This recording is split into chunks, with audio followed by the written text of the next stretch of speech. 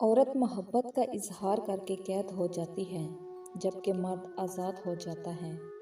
मैं आज तक नहीं समझ पाया कि गैर औरत के जिस्म पर नज़र रखने वाला मर्द अपनी माँ, बहन, बेटी के सामने कैसे कंट्रोल रखता हो।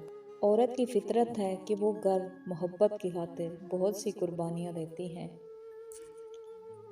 कड़वी बातें और तल्ख रवैये भी सह जाती है, मगर इसका हम सफ़र ही से नज़रअंदाज कर दे तो वो अंदर से टूट जाती है, क्योंकि औरत का हौसला इसका शोहर ही होता है। बेशक पाकीज़ा और वफादार मर्द ही औरत का मान, औरत का गरूर होते हैं।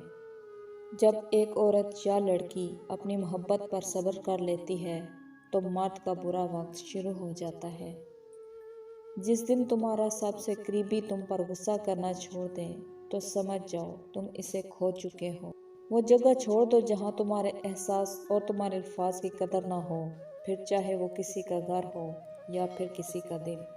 औरत समझती है कि मर्द इसकी खूबसूरती पर मरता है, जबकि ये औरत की सबसे बड़ी गलत फहमी होती है। अगर मर्द खूबसूरती पर मरता तो कोठे पर कोई खूबसूरत लड़की नजर न आती।